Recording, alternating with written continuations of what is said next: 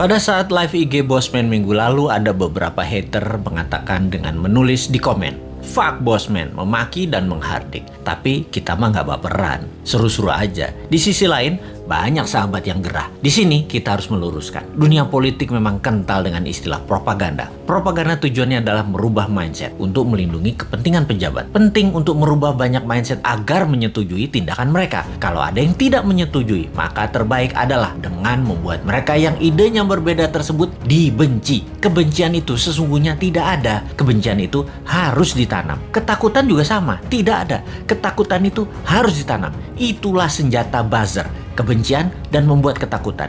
Itulah tugas pelaksana propaganda yang dalam hal ini adalah mereka-mereka yang menamakan dirinya buzzer rupiah, yaitu mereka yang dibayar oleh pejabat untuk menyerang musuh-musuh politiknya. Tugas utama buzzer sekali lagi adalah mendengungkan kejelekan orang yang mengkritik tanpa solusi, tanpa niat memperbaiki. Sementara kaum Newman jelas niatnya memperbaiki bangsa yang utama. Gayanya nyeleneh, tujuannya untuk mendapat perhatian. Sekali lagi, nyeleneh, lucu, koplak, tajam kalimatnya, tujuannya satu, agar dapat perhatian. Tapi kalau mental pejabatnya tipis, ketakutan, insecure karena jabatannya takut hilang, telinga tipis, emosi tak bisa jaga dan tidak dewasa, kritik segar bersolusi dikirimkan para Newminder, bikin hidup pejabat gelisah dan sengsara. Makanya panik mereka, ditugaskanlah pasukan buzzer yang jumlahnya 20 ribuan untuk menjadi pelindungnya. Begitulah kalau pejabat terdiri dari orang-orang yang tidak beriman, berlindungnya pakai buzzer, bukan pada Allah. Menanamkan kebencian itu program mematikan lawan politik. Ada sih sebenarnya dalam buku putih propaganda yang banyak diajarkan di akademi-akademi militer. Newman itu sering mengkritik, namun selalu memberikan solusi. Lalu kesannya anti pemerintahan secara keseluruhan.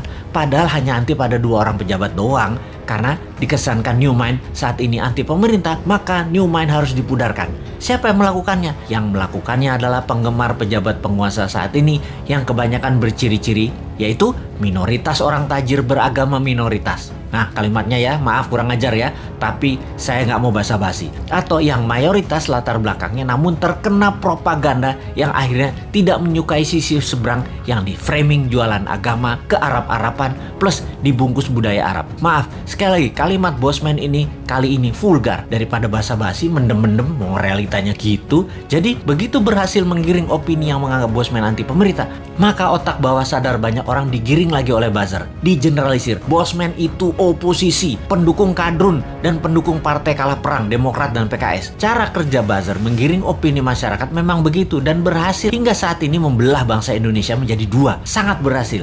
Namun efeknya sekali lagi membuat bangsa ini terus aja banyak konflik. Kalau Bosman mengajak diskusi yang beda pemahaman bernegara, tidak membuat belah negara ini jadi dua. Old mind, new mind, tidak membelah rakyat di bawah, tetapi menjelaskan adanya otot pengetahuan lain atau muscle knowledge yang itu akan menambah dewasa banyak pihak. Sehubungan dengan old mind versus new mind dalam konsep bernegara, Bosman mengatakan berkali-kali, new mind adalah siapa saja yang menganut MMT ekonominya, nasionalis patriotis, tidak tergantung asing bernegaranya, pro-life, mendukung sustainability lingkungan dan membuat Indonesia menjadi negara superpower di ulang tahun kemerdekaan Indonesia yang ke-100 yaitu tahun 2045. Mereka adalah para new minder. Fenomena ini, incumbent dan oposisi, keduanya pernah menjabat 20 tahun terakhir. Terbukti tidak membawa Indonesia menjadi negara superpower. Makanya new mind bertanya, 24 tahun ke depan masih mau sama mereka lagi pola pikir dan pola tindaknya, atau mau main baru pakai bernegaranya ala new mind. Inilah demokrasi. Kalau kalah new mind legowo juga, nggak muring-muring ngacak-ngacak demo-demo,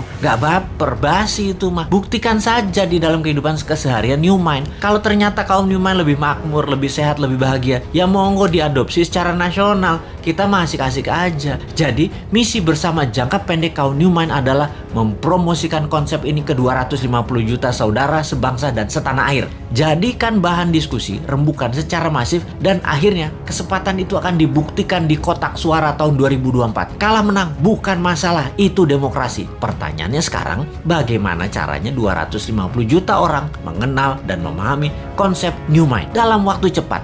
Urusan suka nggak suka itu nomor 2. Yang penting masuk dulu dan difahami. Ada saran nggak ya supaya new mind bisa sukses?